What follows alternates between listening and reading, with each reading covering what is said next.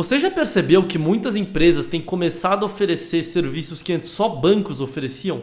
Então eu mesmo já comecei a receber conta digital do Palmeiras, cartão da Amazon, cartão da Renner, empréstimo da Uber, da 99 Táxi, enfim, diversas coisas financeiras, serviços financeiros que antes só bancos ofereciam, mas que hoje em dia várias empresas estão oferecendo. Tudo isso tem corroborado com uma tese que já circula há algum tempo no mundo de tecnologia, que é de que todas as empresas vão acabar virando empresas de serviços financeiros.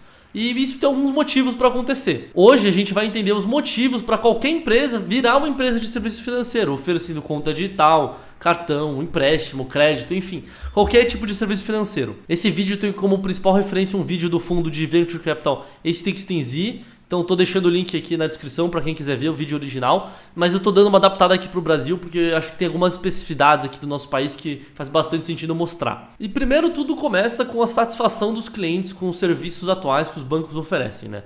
Muitas pessoas não são muito satisfeitas com os serviços que os bancos oferecem hoje em dia, e só a gente entrar no Reclame Aqui e perceber isso, assim, né? Nos últimos anos, até com os bancos digitais isso melhorou bastante, até que as notas que eu puxei não estavam tão ruins, eu achei que seriam piores. Com o Nubank, Banco Inter, enfim, Neon, né, que subiu um pouco a barra do nível de atendimento que os bancos oferecem. Mas ainda assim, tem bastante satisfação com os serviços oferecidos, o que abre bastante oportunidade para que novas empresas ofereçam serviços financeiros de uma maneira que seja melhor para o consumidor, né? Eu mesmo aqui sou cliente de um desses grandes bancos aqui e tenho bastante coisa para reclamar. Mas se a insatisfação é tão grande, como é que ela se mantém, né? Porque uma insatisfação deveria ser uma oportunidade de mercado que os players atuais já deveriam estar atacando, né? E a resposta é que é muito difícil você inovar no ecossistema de serviços financeiros.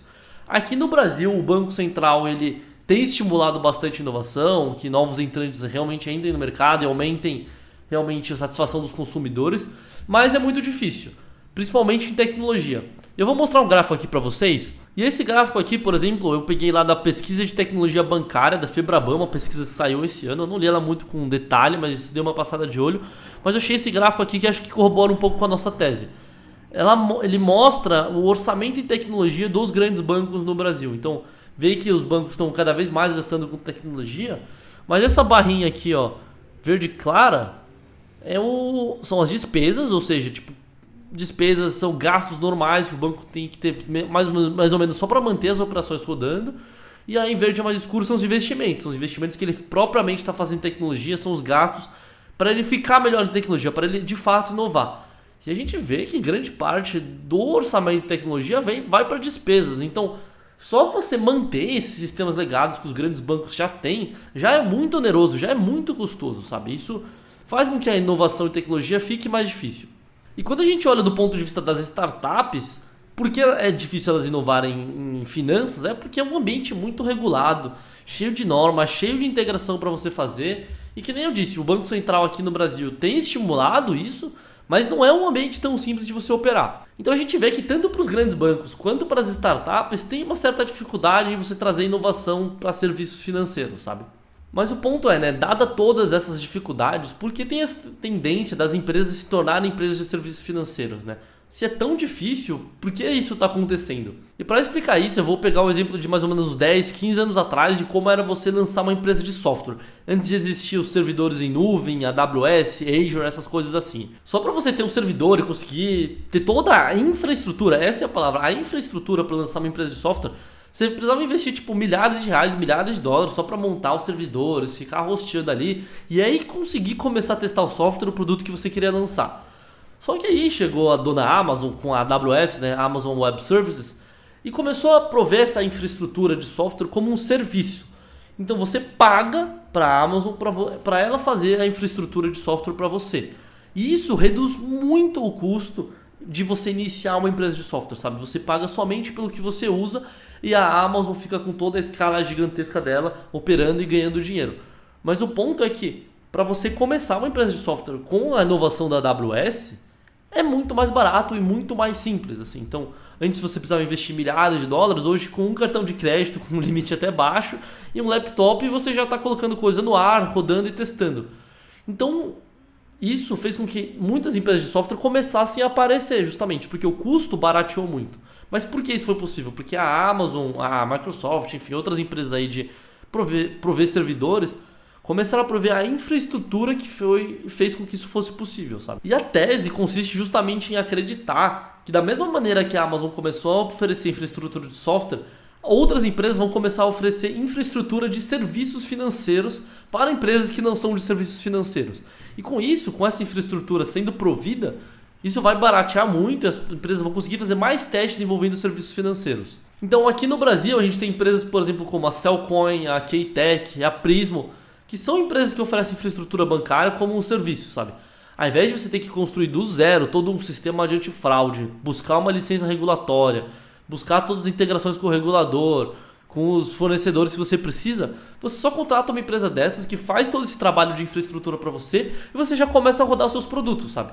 Então, por exemplo, hoje se eu quiser lançar um cartão de crédito meu com a minha marca, Martin Shaw, eu, por exemplo, vou numa dessas empresas, plugo lá na API deles, na tecnologia deles, né?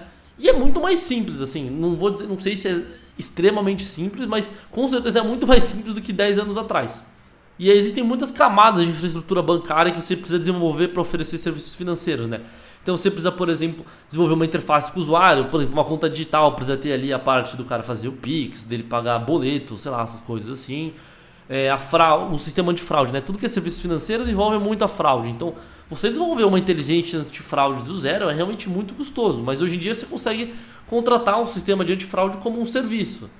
Os acessos regulatórios que você precisa ter, por exemplo, os reportes que você precisa fazer para o Banco Central, para o regulador, para a SUSEP, essas coisas assim, hoje em dia já são infraestruturas que você consegue contratar como um serviço. Dados do cliente, né? Você bater nos birôs de crédito para entender qual é o risco deles, tal, isso aqui também. Sistema de pagamentos, é tudo integrado. Uma licença regulatória, hoje em dia você consegue integrar com empresas que... E você não precisa fazer a parte de licença regulatória, você não precisa buscar uma licença, elas meio que já fazem toda essa parte para você. Então é muito interessante. Eu vou mostrar aqui para vocês, ó, por exemplo, como é que tá. Aqui, ó. Se a gente vem aqui no site da Cellcoin, por exemplo, cara, você consegue contratar aqui, ó, Cell Cash, Cell Credit, Cell Onboarding, aqui, ó, Cell Banking, Cell Card. Então, são serviços white label que você contrata e basicamente você já pluga assim na sua empresa e já começa a testar. Você quer oferecer uma conta digital para o seu cliente, você contrata aqui. Quer oferecer um cartão de crédito, de débito, enfim, você contrata aqui. Tem várias coisas aqui, sabe? Mesmo a Pismo aqui é uma das empresas de mais sucesso, né, nesse tema aqui.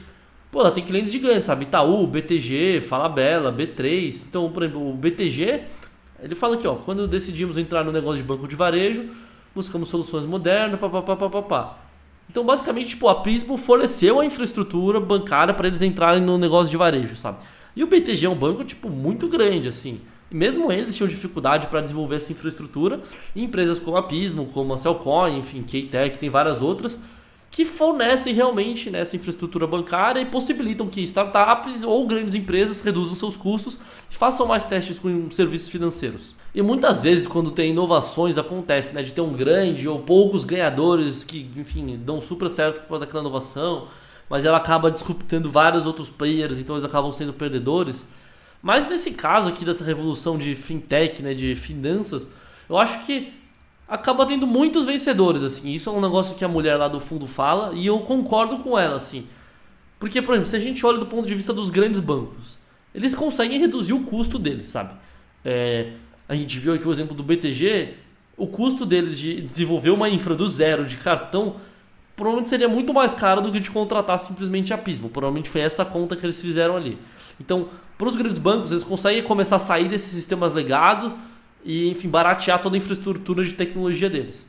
Quando a gente olha do lado das startups, elas basicamente, tipo, tinha uma barreira de entrada gigantesca antes para elas começarem a testar produtos e serviços financeiros, que hoje em dia não existe mais, assim, ou se existe, ela é uma barreira muito menor. Você conecta numa dessas empresas aí que eu falei, né? E pronto, você já começa a testar produto. Lógico que muitos vão dar errado, mas o que é importante é você testar, ver qual vai dar certo.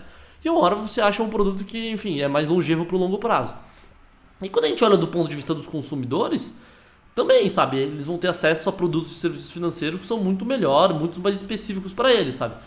Sei lá, se você é um motorista de Uber, por exemplo, e a Uber começa a oferecer uma conta digital para você, começa a oferecer crédito para você, é muito mais prático, ela tem muito mais informações sobre você, sobre a sua renda e tal, então possivelmente ela consegue oferecer um crédito muito mais barato para você, então a experiência só tende a melhorar mesmo, sabe? além do ponto da concorrência aumentar, né? E a gente sabe que concorrência em geral sempre é favorável para o consumidor. Então essa é a tese, galera, de que todas as empresas vão virar banco, né? Não exatamente banco, mas é oferecer serviços financeiros. Eu acho que é super legal. Esse vídeo aí do A16Z já tem uns anos, mas eu acho que é super relevante ainda.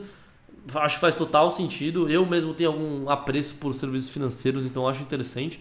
E a vez que o Palmeiras me ofereceu uma conta digital, eu fiquei bem, tipo, caraca, velho. Até o Palmeiras, tipo, que é uma empresa, não, assim, um clube de futebol, zero tecnologia, né? Assim, não tem tanto dinheiro quanto outras empresas, e eles já estavam me oferecendo coisas assim.